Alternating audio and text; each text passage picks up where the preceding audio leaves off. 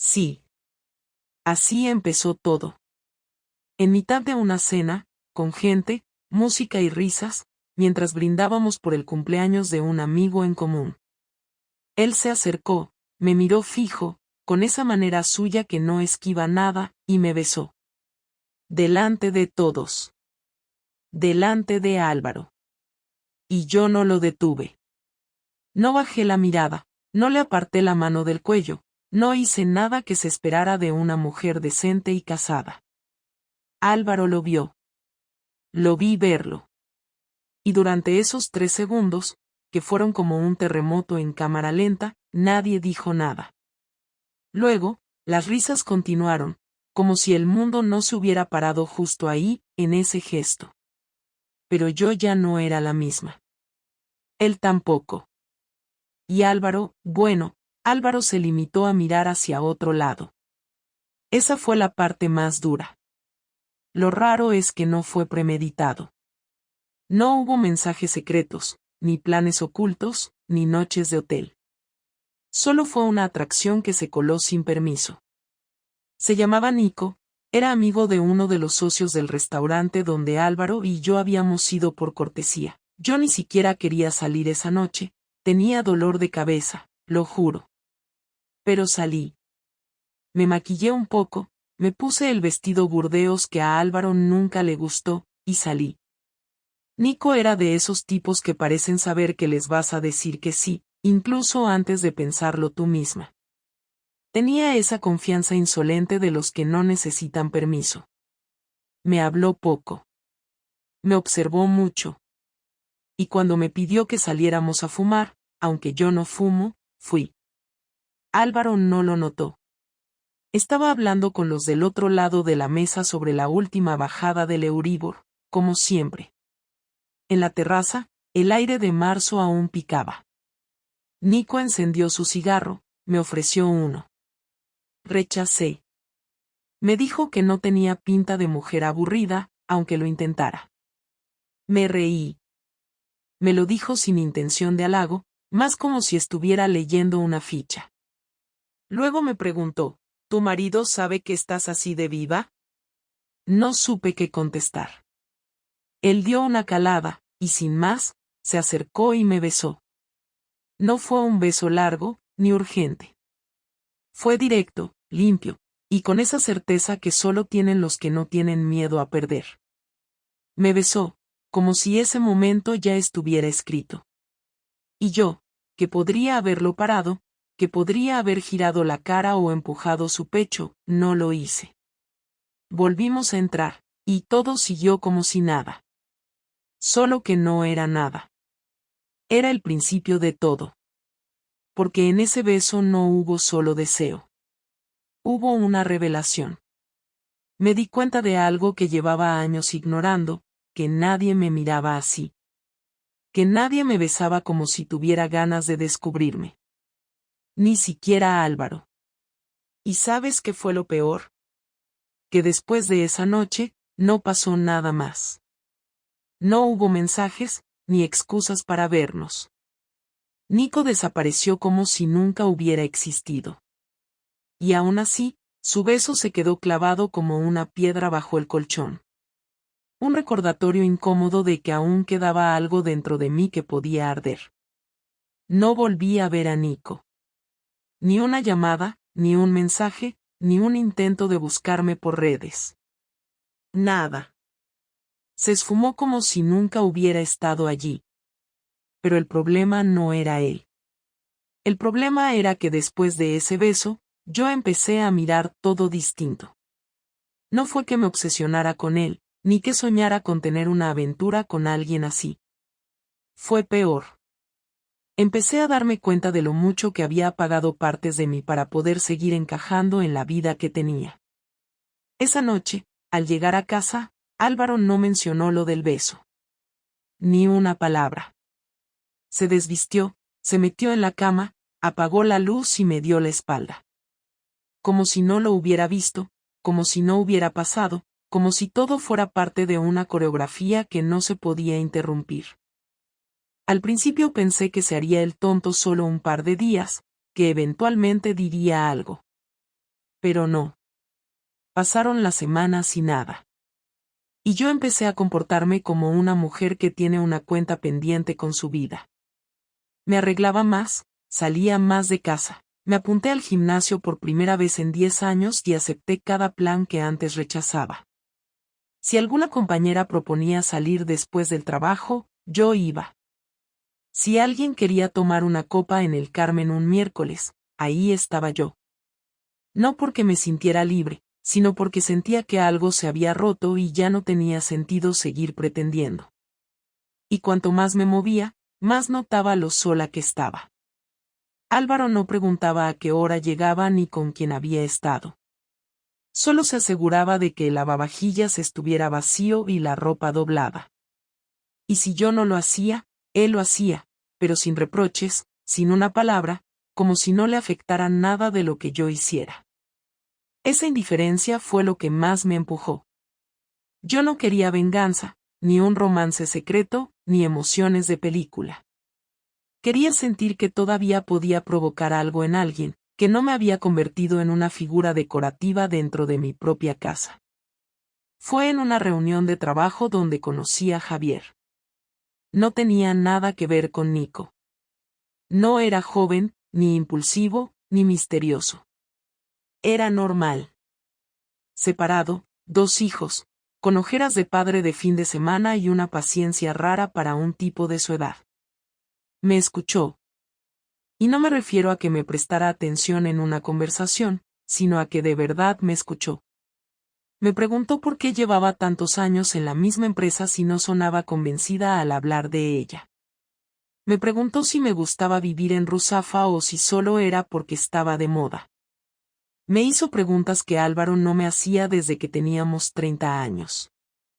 Esa primera reunión terminó con un correo suyo, agradeciéndome la conversación, y yo, en vez de borrarlo como hago con todos los correos que no son de trabajo, lo guardé. No lo respondí, solo lo dejé ahí, como si fuera una puerta entreabierta. Y una semana después, cuando me lo crucé de nuevo en un evento, él me saludó con la misma sonrisa tranquila de siempre y me dijo que si quería tomar un café. No dijo una copa, ni propuso nada fuera de lugar. Solo un café. Y yo acepté. Fuimos a una cafetería pequeña cerca del Mercado Central. Hablamos durante casi 2 horas, sin interrupciones, sin tensión, sin dobles intenciones. Me contó que vivía solo, que estaba cansado de las aplicaciones de citas y que no tenía paciencia para relaciones sin sentido. Le dije que yo estaba casada y él no se sorprendió. Me dijo que lo intuía, pero que igual quería tomar ese café conmigo. Le pregunté por qué, y me dijo que le gustaba mi manera de mirar cuando alguien hablaba.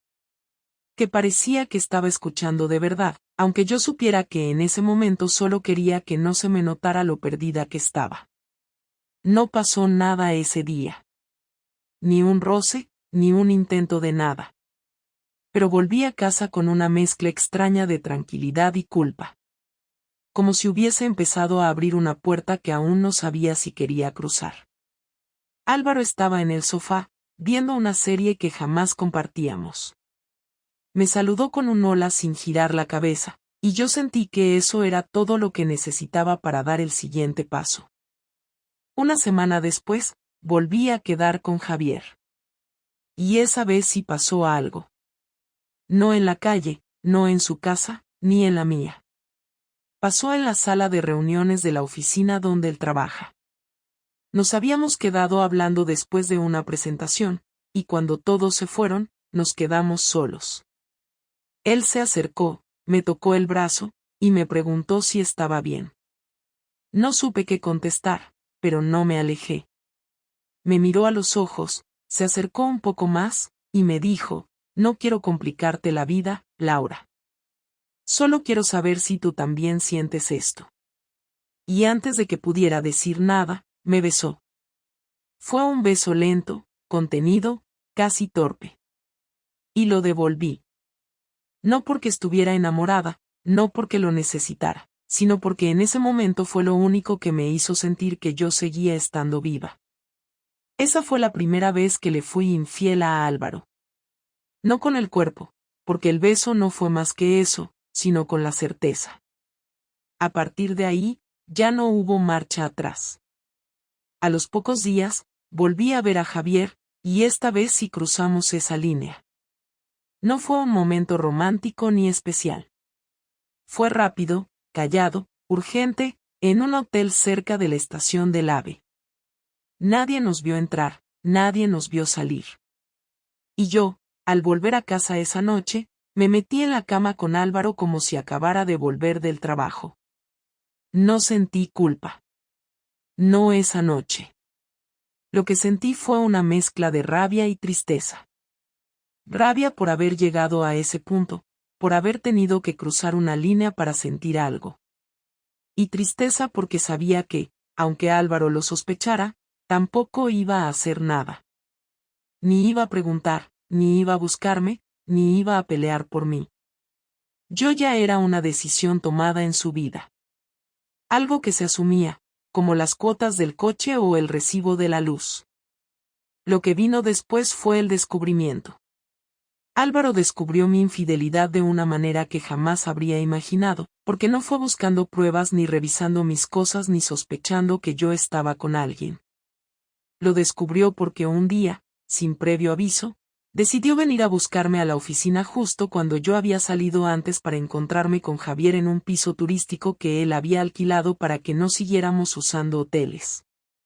No fue una decisión inteligente por mi parte, pero en ese momento no veía nada con claridad, actuaba desde la necesidad de escapar de mi casa y de todo lo que estaba sintiendo. Álvaro llegó a mi oficina con la idea de invitarme a comer porque, según me dijo después, llevaba días notándome rara y pensó que quizá necesitábamos pasar tiempo juntos. Ese gesto, que en otro momento habría sido algo normal entre nosotros, apareció cuando ya era tarde, cuando yo ya estaba entrando en otro lugar con otra persona sin pensar ni un momento en cómo iba a sostener ese equilibrio imposible. Álvaro se enteró porque llamó a mi jefa para preguntarle a qué hora salía yo y ella, sin mala intención, le dijo que ya me había ido hacía una hora. Él se quedó quieto en la recepción, sin saber qué hacer, y una compañera que no tiene filtro le comentó que llevaba varias semanas viéndome marcharme antes para reuniones externas, lo cual no era del todo mentira pero tampoco era verdad. Esa compañera, sin saberlo, le dio la primera pieza completa del rompecabezas. A Álvaro no le hizo falta mucho más para asumir que algo pasaba, porque nunca me iba antes sin avisarle, nunca cambiaba la rutina sin una razón concreta y nunca me comportaba de forma misteriosa.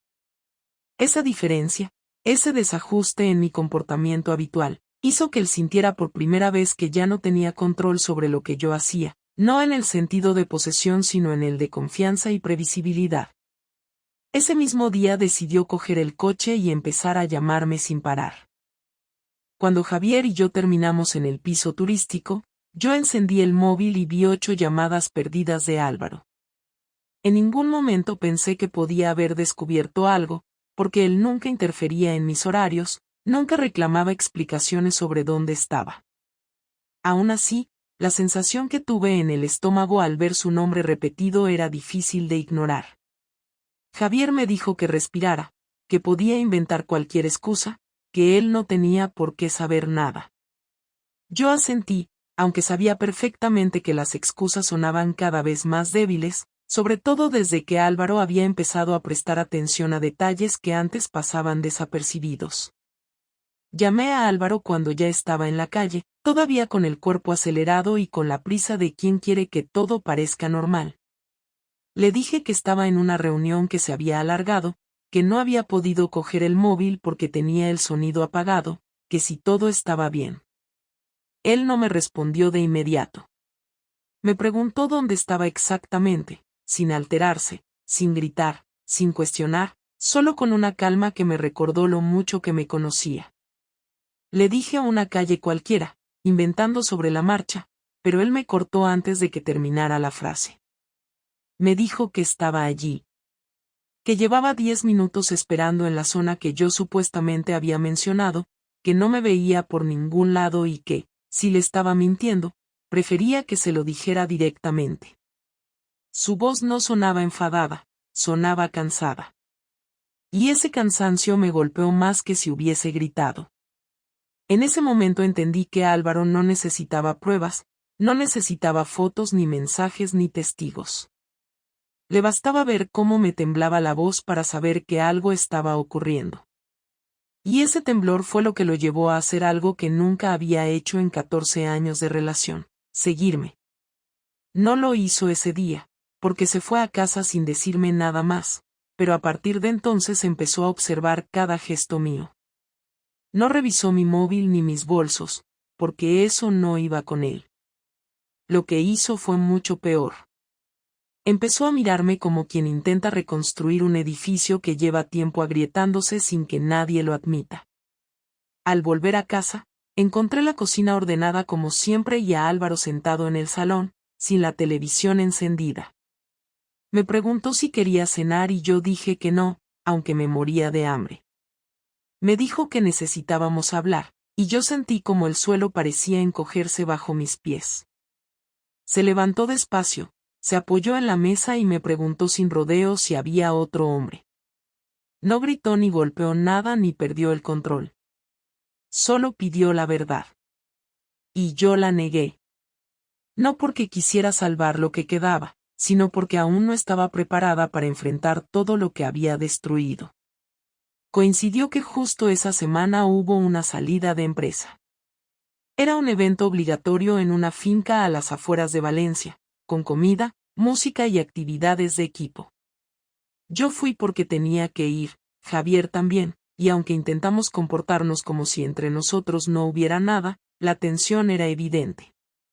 No hacíamos nada comprometedor, pero él se acercaba demasiado, me rozaba el brazo al hablarme, me miraba de una forma que cualquier persona con ojos podría descifrar. Lo que yo no sabía es que Álvaro, sabiendo cuándo era el evento, decidió pasarse por allí fingiendo que venía a recogerme porque yo había olvidado las llaves, aunque eso no era verdad. Se presentó sin avisar y me encontró lejos del grupo, hablando con Javier en un tono demasiado cercano, con una distancia física que no era la propia entre dos simples compañeros. No estaba pasando nada concreto, pero la escena hablaba sola. Álvaro no se acercó. No hizo un escándalo. Simplemente observó. Me vio reír de una manera que hacía años no veía en casa. Me vio tocarme el pelo como hacía cuando estaba nerviosa. Me vio apartar la mirada cuando Javier la sostenía demasiado tiempo. Y con esos detalles tuvo suficiente. Se marchó sin decir una palabra y me dejó una nota en el parabrisas del coche diciendo que me esperaba en casa, que necesitábamos aclararlo todo porque ya no soportaba la sensación de estar viviendo con alguien que no le contaba la verdad. Cuando llegué, lo encontré sentado en el borde de la cama, con una calma que daba más miedo que cualquier pelea. Me pidió que no mintiera más, que él ya sabía lo que pasaba, aunque no conociera los detalles. Me dijo que llevaba semanas sintiendo que yo ya no volvía a casa, sino que volvía a un lugar provisional donde dormía al lado de alguien que ya no era su esposa en ningún sentido. Me dijo que prefería escuchar una verdad dura a seguir soportando una mentira que lo estaba dejando sin fuerzas. Intenté negarlo un momento más, pero él me interrumpió. Me dijo, no necesito que me cuentes nombres ni fechas, solo necesito que admitas que no soy el único hombre en tu vida ahora mismo. Y ahí ya no pude sostener nada. No confesé todo porque no tenía valor, pero dejé claro que sí, que había otra persona, que no sabía cómo había empezado, que no planeaba nada, que todo se me había ido de las manos. Álvaro no lloró ni levantó la voz, pero se levantó, salió de la habitación y cerró la puerta del despacho con llave. Esa noche durmió allí y no volvió a dirigir una frase completa durante 2 días. Lo peor no fue que lo descubriera. Lo peor fue ver el silencio que dejó después. Ese silencio fue la forma más clara de entender que había roto algo que no tenía arreglo. Y lo que hizo después, como respuesta a mi traición, fue más duro de lo que imaginé.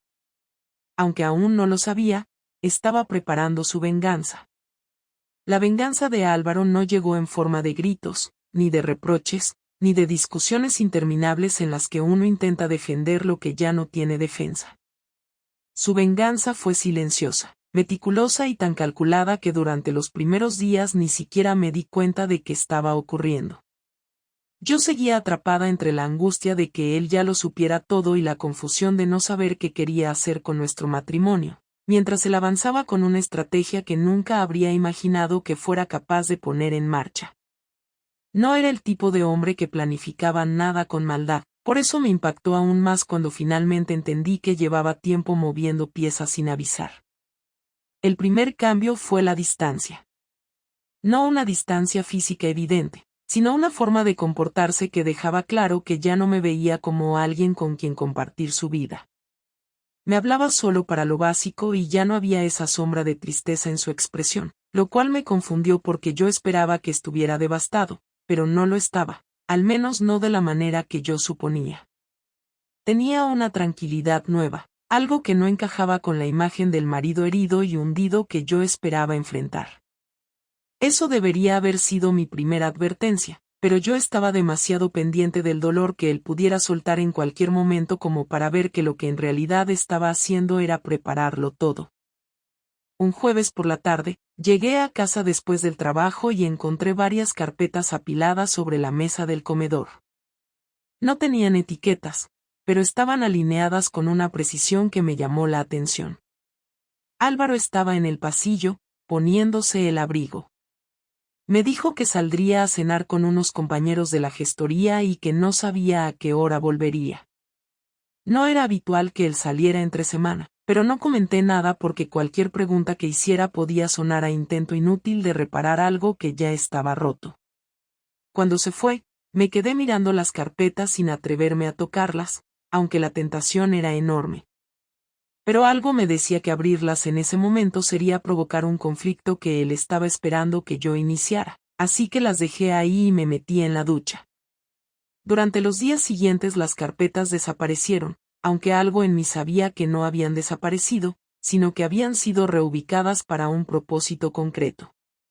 Álvaro seguía actuando como si yo no existiera más allá de lo imprescindible y aunque me dolía su silencio, lo aceptaba porque yo había provocado todo lo que estaba ocurriendo. Lo extraño empezó a los pocos días, cuando recibí un correo en mi bandeja de entrada del banco diciendo que uno de nuestros productos conjuntos estaba siendo revisado. Pensé que era un mensaje automático o un procedimiento rutinario, pero cuando lo abrí descubrí que era una notificación formal en la que se me informaba que Álvaro había solicitado separar nuestras cuentas y que yo debía firmar para aceptar la modificación. Eso no era algo que se hiciera de un día para otro. Requería tiempo, citas previas, documentación, y sobre todo decisiones tomadas con antelación. Ahí comprendí que él llevaba semanas preparándose para esta ruptura, incluso antes de que yo admitiera que estaba con otro hombre. Intenté hablar con él esa misma noche y su respuesta fue clara. Me dijo que no tenía intención de discutir lo que era evidente, que él ya había tomado su decisión y que no iba a frenarse solo porque yo necesitara más tiempo para asumirlo. Me dijo que había sido demasiado paciente durante demasiado tiempo y que ahora le tocaba a él proteger lo que le quedaba de dignidad. Yo intenté explicarle que no sabía qué quería, que necesitaba claridad, que aún no había elegido ningún camino, pero él no me dejó terminar. Dijo que la claridad no podía venir de mí porque yo llevaba meses actuando desde la mentira, que no podía fiarse de mis dudas ni de mis emociones porque yo había demostrado que ni siquiera sabía ser honesta conmigo misma. Lo duro llegó 2 días después, cuando descubrí la parte más inesperada de su venganza. Álvaro había hablado con mi familia y con la suya, no para contar detalles escabrosos ni para humillarme, sino para informar que estábamos pasando por una crisis y que prefería que cualquiera que quisiera hablar conmigo lo hiciera con respeto, pero que él no iba a dar explicaciones más allá de lo que yo quisiera decirles. Parecía un gesto neutral, casi elegante, pero en realidad estaba construyendo un muro que me dejaba completamente expuesta, porque al no contar nada y dejarme a mí la responsabilidad de explicar, sabía que yo quedaría en evidencia sin necesidad de que él pronunciara una sola palabra en mi contra. Mi madre me llamó esa misma tarde y me preguntó qué estaba ocurriendo. Le dije que necesitaba tiempo antes de contarlo, pero ella insistió hasta el punto de que terminé colgando la llamada. Por primera vez en años me sentí sola de verdad, no acompañada por la culpa o por la conciencia, sino sola en un sentido práctico, casi administrativo. Álvaro me había borrado de su vida sin violencia, con una eficiencia que me dejó paralizada. Un viernes, cuando llegué a casa, me encontré con algo que me hizo comprender que su venganza no había hecho más que empezar. En el salón estaban las maletas que yo uso para viajar, todas vacías pero colocadas en fila, y al lado un sobre con mi nombre. Álvaro estaba en la cocina preparando algo de cenar y me dijo que abriera el sobre cuando quisiera. Lo hice en silencio mientras él seguía cortando verduras como si estuviéramos viviendo una escena normal.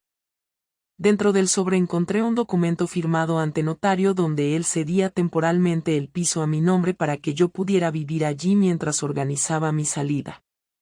También había una carta corta donde me decía que no quería echarme de inmediato, pero que nuestra convivencia debía finalizar en un plazo razonable de semanas, porque él no estaba dispuesto a seguir viviendo en un ambiente donde no quedaba nada en pie.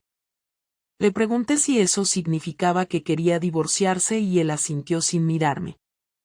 Le pregunté si lo había decidido sin considerar que quizá yo quería intentar reparar lo que habíamos roto y él me respondió de una manera que me dejó sin aire. Me dijo que yo había tenido ese tiempo antes de cruzar la línea, antes de acostarme con otra persona, antes de mentirle durante semanas y antes de intentar ocultar algo que él vio con sus propios ojos. Me dijo que la reparación no empieza cuando el castillo ya está en ruinas, sino cuando aún quedan paredes que sujetar. Y que en nuestro caso ya no quedaba nada de lo que sujetaba nuestra vida anterior, porque yo había tomado decisiones sin pensar en él, sin pensar en nosotros y sin medir el daño que estaba causando. Su tranquilidad al decir eso dolió más que cualquier reproche. Durante esos días empecé a sentir algo que no esperaba sentir después de haber sido yo la que traicionó. Miedo. No miedo físico ni miedo a perder comodidad, sino miedo a ver cómo alguien que conoces desde hace años puede volverse completamente inaccesible. Álvaro se movía por la casa con una precisión casi quirúrgica. No dejaba objetos fuera de sitio, no hacía ruido, no invadía mi espacio, pero tampoco compartía nada. Era como vivir con un desconocido que sabía exactamente qué decir para que yo entendiera que lo había perdido sin que él tuviera que levantar la voz. Su venganza era esa, obligarme a enfrentar la consecuencia de mis actos sin ofrecerme ni un refugio emocional ni un espacio para esconderme detrás de excusas. Y lo peor llegó una semana más tarde cuando, en mitad de una conversación tensa en el comedor, me soltó que ya había hablado con un abogado. No lo dijo para intimidarme, lo dijo porque era cierto. Me explicó que quería que el proceso fuera limpio, sin humillaciones, sin peleas, pero que no pensaba mantener un matrimonio que ya no existía. Me dijo que yo era libre de amar a quien quisiera, pero que él también era libre de dejar de amarme sin tener que justificarse. Esa frase me desgarró por dentro porque era la única que yo nunca habría querido escuchar. En ese momento entendí que había perdido más de lo que creía. Lo que vino después fue la conversación final, la que cerró todo, pero eso será la siguiente parte. Ahí es donde realmente tuve que enfrentar lo que significaba vivir después de lo que había hecho. La última conversación no fue como yo la había imaginado. No hubo reproches finales, ni lágrimas, ni intentos desesperados por salvar algo que ya no tenía estructura. Fue una conversación práctica, como si estuviéramos decidiendo qué hacer con los muebles de un piso alquilado que ninguno quería seguir habitando. Álvaro no cambió el tono, no modificó su postura, no mostró el más mínimo interés en abrir una puerta al perdón, y aunque yo intenté disimular mi nerviosismo, estaba tan tensa por dentro que sentía que cualquier frase mal colocada podía hacer que todo se volviera aún más doloroso. Pero no ocurrió eso. Lo que ocurrió fue peor, porque fue frío, nítido y completamente irreversible. Nos sentamos en la mesa del comedor un domingo a las 11 de la mañana. Yo no había dormido bien en toda la semana, esperando que él me diera alguna señal de que podía hablar sin que me cerrara el paso. Esa mañana fue él quien me dijo que teníamos que sentarnos. Lo dijo mientras ponía 2 cafés en la mesa. Me pareció extraño que preparara uno para mí, porque ya no hacíamos eso, pero lo acepté porque sabía que era el principio de algo definitivo. Se sentó frente a mí, me miró durante unos segundos y después dijo exactamente lo que llevaba semanas evitando escuchar. Voy a presentar el divorcio esta semana. El abogado ya tiene toda la documentación. Solo falta tu firma. Me quedé callada. No porque no lo esperara, sino porque cuando finalmente lo escuchas en voz alta, todo lo demás pierde orden. No pregunté por qué ni desde cuándo lo había decidido. Me limité a asentir porque no quería rogar. No quería verme convertida en una versión de mí misma que ni siquiera yo podría respetar. Aún así, tuve que preguntar lo que llevaba días quemándome por dentro. ¿Estás seguro de que no quieres hablarlo más? No por volver atrás, sino por terminarlo bien. Él bebió un sorbo de café, respiró hondo y me miró como quien ya no ve una esposa sino una figura lejana con la que solo queda resolver papeleo. No tengo odio hacia ti. Tampoco tengo ganas de castigar a nadie. Pero no tengo nada más que darte. Me vacié por dentro cuando entendí que tú ya habías tomado tus decisiones sin contar conmigo. Ahora solo quiero terminar esto con respeto. No quiero batallas legales, no quiero escenas, solo quiero cerrar esto y seguir con mi vida. Yo quería preguntarle si aún sentía algo por mí, pero su forma de hablar era tan clara que cualquier duda era una forma de humillarme a mí misma. Me quedé en silencio, pero él, quizás sabiendo lo que yo no me atrevía a preguntar, añadió algo que terminó de dejarme sin defensa. Y sí, aún me duele. No soy una máquina. Me duele mucho. Pero no puedo construir algo nuevo contigo si cada vez que te mire voy a recordar que ya no me elegiste cuando más importaba. Esas palabras fueron lo más parecido a una confesión de dolor que me dio. No necesitaba decir que me había querido, no hacía falta. Lo que dijo era mucho más importante, que había algo que no se podía reparar y que seguir intentando hacerlo solo nos iba a romper más. Le pregunté si había alguien más en su vida, y me respondió sin dudar. No, y aunque lo hubiera, eso no cambia nada. Esto no lo estoy haciendo por otra persona. Lo hago por mí. No supe qué hacer con eso. Ni siquiera pude enfadarme. Porque si me hubiera dicho que tenía una nueva pareja, habría podido sentir celos o rabia, pero lo que me dio fue algo que no podía devolver, dignidad. Me dejó sin argumento, sin excusas, sin enemigos. Solo quedábamos él, su decisión y yo con mis consecuencias. Seguimos hablando durante más de 1 hora. Me explicó que había preparado una propuesta justa sobre la división de bienes, que no quería pelear por el piso, que él se iba a mudar temporalmente con un amigo hasta encontrar algo. Me dijo que no me iba a exigir ninguna compensación económica, que no iba a usar la infidelidad como recurso en el proceso, y que su única petición era que fuéramos discretos y no involucráramos a terceros en los detalles personales. Me lo dijo todo con una calma que me descolocaba, pero que también me dejaba claro que ya no había vuelta atrás. Cuando terminamos de hablar, se levantó, recogió las tazas y se fue al dormitorio. Yo me quedé sentada, mirando la carpeta con los documentos que había dejado sobre la mesa. La abrí y empecé a revisar los papeles. Estaba todo perfectamente ordenado, con las instrucciones claras, las fechas, los números, los datos fiscales, los acuerdos de uso del piso. No faltaba ni un dato. Esa carpeta era la prueba de que Álvaro ya no vivía en el conflicto emocional, sino en la ejecución de su decisión. Había pasado del dolor a la acción sin hacer ruido, y eso era lo que más me dolía. Firmé los papeles 2 días después. No lo hice por resignación ni por valentía. Lo hice porque entendí que seguir negando el final solo me iba a dejar en un lugar peor. Álvaro no me pidió que me fuera inmediatamente. Acordamos una fecha para que yo organizara mi salida, y durante ese tiempo convivimos sin palabras innecesarias, como si cada uno ya estuviera en otro espacio mental. No hubo discusiones, no hubo reconciliaciones a medias, no hubo recaídas. Solo una despedida pausada que se fue completando a través de los días, como una cuenta regresiva inevitable. La noche antes de irme, él llegó del trabajo, cenó en silencio y después me pidió que nos sentáramos otra vez.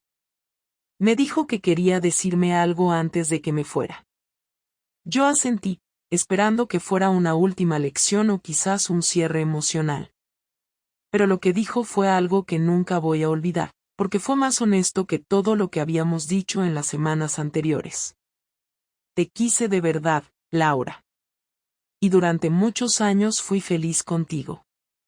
Si me preguntas si cambiaría algo, te diré que no. Porque hasta el final, incluso cuando todo se torció, intenté hacer las cosas bien. Lo que pasó, pasó. Ya no lo puedo arreglar, pero tampoco me arrepiento de lo que fui contigo. Ojalá tú tampoco te arrepientas de lo que fuiste conmigo antes de todo esto. No supe qué decir. Ni siquiera intenté responder. Solo asentí. Y esa fue la última frase que intercambiamos en calidad de pareja. Al día siguiente me fui sin despertarlo. Dejé las llaves sobre la encimera, salí con mis maletas y cerré la puerta con la sensación de estar abandonando una versión de mí misma que ya no iba a recuperar. Salir de casa esa mañana fue como hacer algo sin ningún tipo de emoción concreta. No me sentía liberada, ni destruida, ni siquiera triste en el sentido tradicional.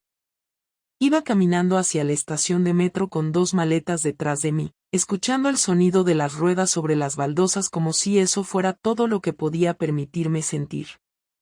Había alquilado una habitación en un piso compartido a través de una web, nada que ver con lo que había vivido durante años, pero en ese momento no me importaba el espacio. Solo necesitaba un sitio donde dejar mis cosas y cerrar la puerta sin que nadie esperara nada de mí. Cuando llegué y el casero me entregó las llaves, me explicó cómo funcionaba la lavadora, dónde se dejaba la basura y cuál era la política de visitas. Asentí en todo sin escuchar demasiado. Solo pensaba en cómo iba a explicarme ante el mundo sin tener ya la etiqueta de mujer casada, sin tener a alguien con quien volver a casa después del trabajo, sin una rutina que me ayudara a no pensar. Las primeras semanas fueron extrañas, porque nadie me preguntaba dónde estaba Álvaro y tampoco yo me animaba a hablar de lo ocurrido. En el trabajo intenté comportarme con normalidad, aunque todo el mundo notaba que algo había cambiado. Supongo que uno no puede borrar la expresión que deja una separación, por mucho que intente disimularla con maquillaje o con frases cortas del tipo todo bien. Clara, mi compañera más cercana, fue la única que un día me pidió que fuéramos a comer fuera de la oficina. En cuanto nos sentamos, me miró fijo y me dijo sin rodeos que quería saber qué había pasado. ¿Te has separado de Álvaro? ¿Estás bien? No quise darle una versión maquillada, tampoco quería soltarlo todo de golpe. Le dije la verdad en pocas frases.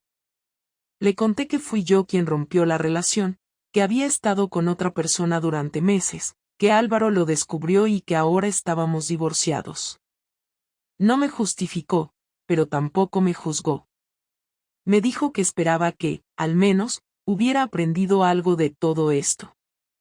Esa frase me acompañó durante muchos días porque en ese momento no supe si había aprendido algo o si simplemente había arrasado con una parte de mi vida sin haber entendido del todo por qué. Javier, el hombre con el que había empezado todo, me escribió varias veces. Al principio me pidió vernos, insistió en que no me sintiera culpable, que podíamos empezar de nuevo ahora que ya no había secretos, que lo nuestro había sido real. Pero lo que tuvimos solo tenía sentido en la sombra de un matrimonio roto, en ese espacio donde nada es del todo claro y todo parece más intenso de lo que realmente es. No quise seguir con él. Le dije que necesitaba estar sola, que no tenía cabeza para empezar otra relación, que no quería arrastrar todo lo que estaba sintiendo hacia algo nuevo que tarde o temprano iba a estallar por el peso del pasado. Javier no insistió demasiado. Se despidió con un mensaje correcto, sin rencor, y no volvió a escribirme. A partir de ahí empecé a sentir el verdadero silencio, no el que hay entre dos personas que ya no se hablan, sino el que aparece cuando no tienes a nadie esperando por ti. Mis días eran iguales: trabajo, transporte público, supermercado, una cena rápida en la habitación, algo en el portátil, dormir. Nadie preguntaba a qué hora volvía ni con quién hablaba. No tenía que coordinar agendas ni decidir menús. Pero esa libertad, que al principio parecía un alivio, pronto se convirtió en una forma distinta de vacío. No tenía con quien comentar las noticias, no había conversaciones triviales sobre lo que hacía falta comprar ni sobre el próximo viaje o la revisión del coche. Y no era que extrañara a Álvaro como persona, lo que extrañaba era lo que habíamos construido, incluso en los momentos más aburridos, incluso cuando ya no nos hablábamos como antes. Una tarde de sábado fui a casa de mis padres después de semanas sin verlos. Mi madre me recibió con una mezcla de preocupación y discreción. No me dijo nada directo, pero me preparó mi comida favorita y me preguntó si estaba durmiendo bien. Al final de la sobremesa, mi padre, que siempre ha sido más frío, me dijo que esperaba que todo esto no fuera solo una crisis pasajera disfrazada de valentía. Le dije que no, que había sido una decisión real, que no me había visto capaz de seguir en una relación que ya estaba muerta desde hacía tiempo. No les conté lo de la infidelidad porque no quería abrir esa puerta, ni defenderme ni justificar nada, solo necesitaba que entendieran que ya no era la misma. Mi madre me abrazó sin decir nada más. No necesitaba respuestas, solo ver que aún estaba entera. Pasaron los meses y empecé a acostumbrarme a vivir sola.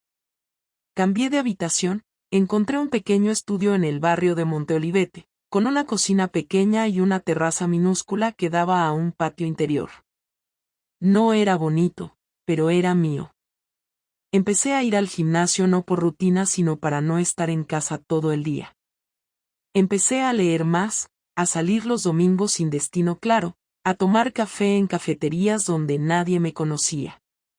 Una parte de mí quería volver a tener una relación, pero cada vez que pensaba en alguien nuevo, me asaltaban los mismos miedos. ¿Qué iba a decir? ¿Cómo iba a explicar todo lo que había pasado? ¿Cómo evitaría repetir los mismos errores? Y así, sin darme cuenta, pasé casi un año sin estar con nadie, sin más compañía que la mía. Lo más difícil fue cuando recibí un mensaje de Álvaro para informarme que había vendido el piso. Me dijo que no lo hacía por borrar el pasado, sino porque ya no quería seguir pagando un lugar que le traía recuerdos de algo que no podía recuperar. Me deseó suerte y me pidió que, si alguna vez necesitaba algo práctico, no dudara en escribirle. Le respondí con algo breve, le agradecí todo lo que había hecho incluso en medio de la separación, y no volvimos a hablar. Ahora, con la distancia suficiente, puedo decir que no me arrepiento de haber salido de esa relación, pero sí me duele la forma en que ocurrió. Si hubiera sido honesta desde el primer momento, si hubiera hablado antes de actuar, si me hubiera enfrentado a lo que sentía sin buscar salidas fáciles, quizá el final habría sido menos sucio, menos doloroso. Lo que aprendí es que cuando uno evita la conversación necesaria, el precio que se paga después es más alto. Porque mentir no es solo ocultar, es también decidir por el otro, robarle la posibilidad de elegir qué hacer con la verdad. A veces pienso en lo que habría pasado si Álvaro me hubiera perdonado. A veces me imagino una versión de nuestra vida en la que, tras una crisis, hubiéramos empezado de cero. Pero esas ideas duran poco. No porque no lo quisiera, sino porque ya no habría podido mirarlo sin pensar en todo lo que destruí. Aprendí que no todo lo que se rompe se puede reconstruir, y que algunas decisiones no se toman por valentía, sino por falta de ella. Haber engañado no me hizo más libre. Me hizo más consciente. Y aunque eso no sea una victoria, al menos me dejó algo real. Porque esta vez no tengo a nadie a quien culpar. Solo me tengo a mí. Y con eso, al menos, puedo empezar de nuevo.